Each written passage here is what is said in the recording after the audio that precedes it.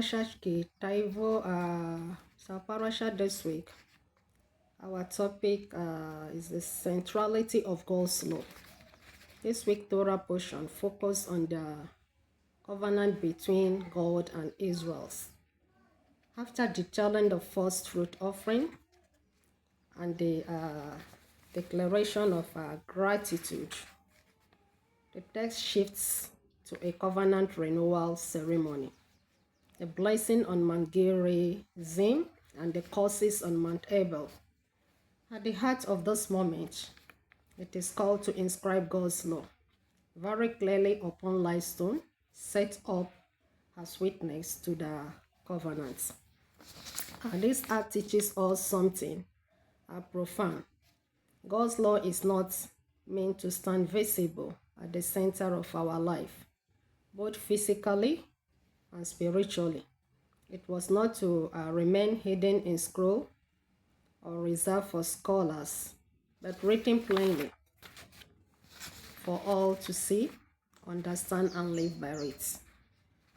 The blessing for obedience and the curses for disobedience remind us that law is central to covenant word fidelity. Aligned with the season we are into, Mount Gerizim and Mount Ebal functions much like the covenant ceremony. It places before us two-part blessing. When we align with God's way, and brokenness when we stray.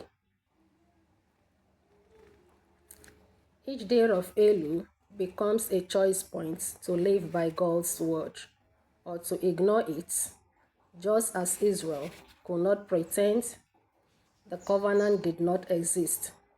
We too cannot avoid the searching light of Elul and the moral compass for the whole community.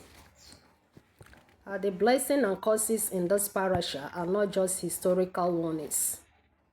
They mirror the consequences of our choices today. When we live aligned with God's law, life blossoms with peace, gratitude, and purpose. When we resist, our life feels fractured and barren. The command to inscribe the Torah on stone reflects the public nature of covenantal life.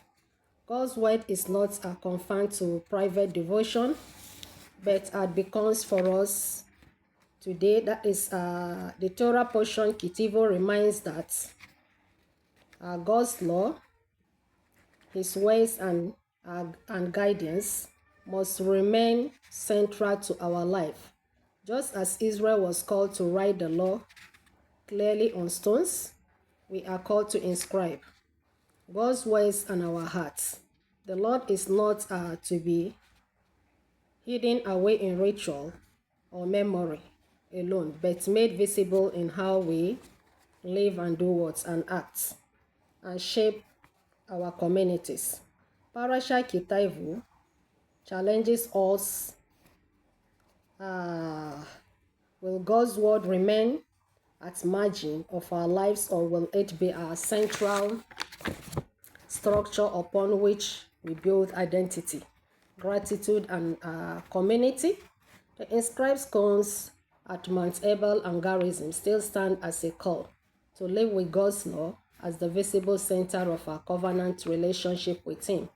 Also in this way, Tavo and Elul coverage both remind us that covenant is renewed not just once in history, but every day we place God's words at the center of our lives.